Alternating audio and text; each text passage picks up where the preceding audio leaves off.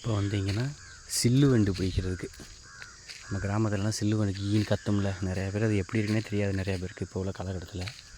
சரி போய் பார்ப்போம். சவுண்டு கேட்டுச்சு, எந்த சைடு இருக்குதுன்னு பார்ப்போம். பார்த்து அந்த சில்லு வண்டு எப்படி இருக்குன்னு பார்த்து பிடிச்சிருவோம். என்னதான் கத்துச்சு,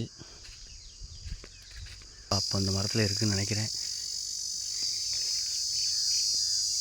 இந்த கத்துதா?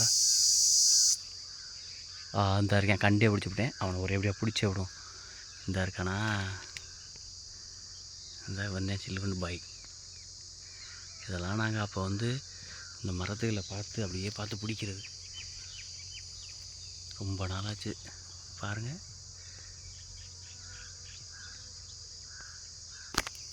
வா முள் கடிக்க மாட்டாங்கிறது சில்லுவண்டு.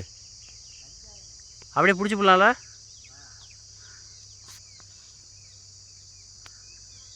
எனக்கே பயமாக இருக்குது, ரொம்ப நாள் ஆச்சுல. கத்ரா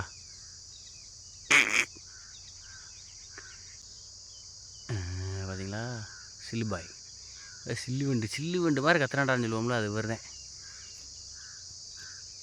ஐயோ எட்ட மாட்டேங்குதே.